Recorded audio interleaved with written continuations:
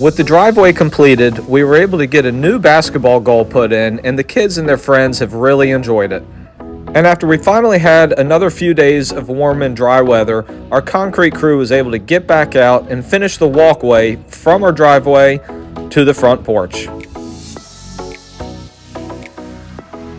This is one of the first times I've ever really watched and paid attention to concrete being poured, but it's rather addicting, and the team we had did a great job.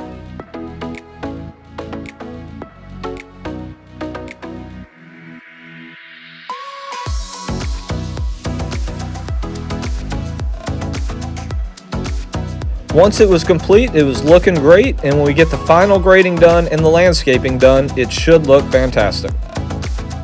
Once it was all dried up, I came to find that this is going to serve as a perfect spot for a temporary tee box.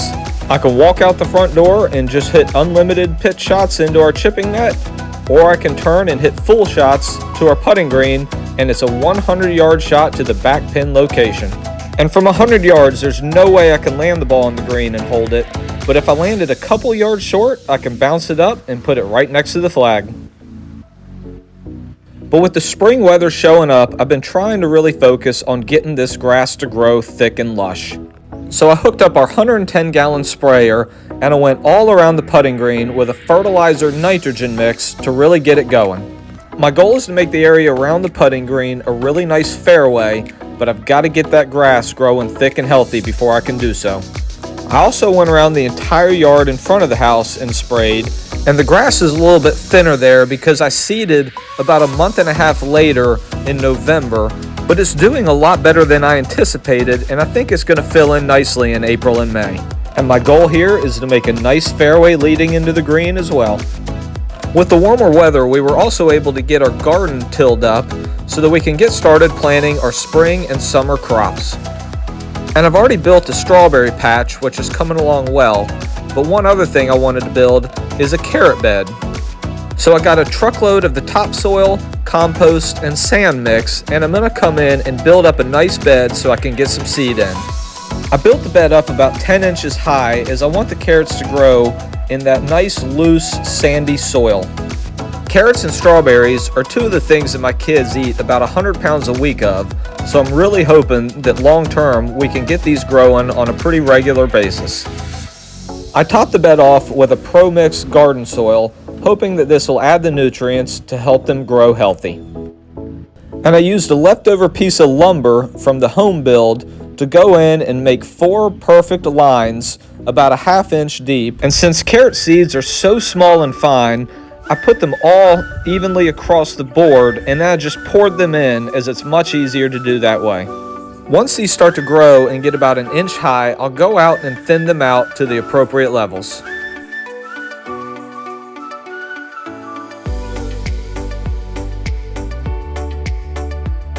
After a good thorough watering, it's starting to look good, and I'm really hoping that this is going to be the year that we get the garden to take off.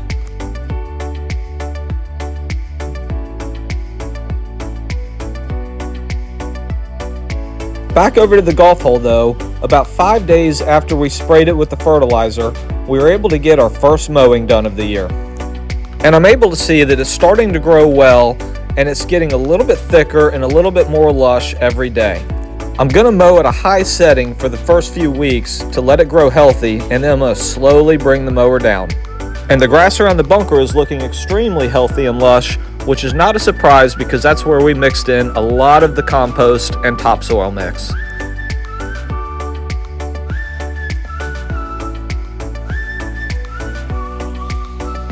And with Masters Week about to start, I went ahead and put the last 200 pounds of sand infill on the putting green, and I spread it all in and rolled it so that we could get our greens rolling like Augusta.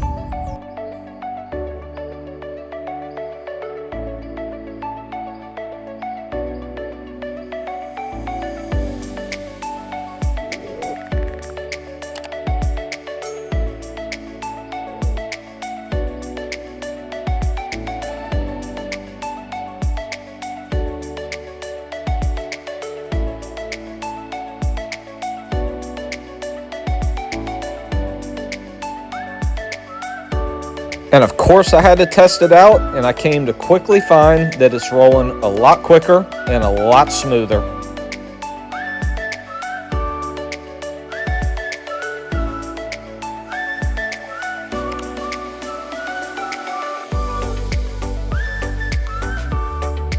We have a lot of work ahead of us over the next few years to get things where we want them, but I have to say we're far ahead of where I ever thought we would be come first Masters Week living on the new farm.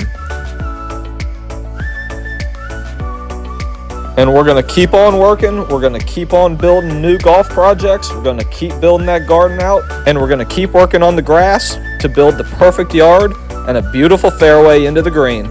So if you enjoy watching and you haven't already done so, be sure to subscribe and follow along.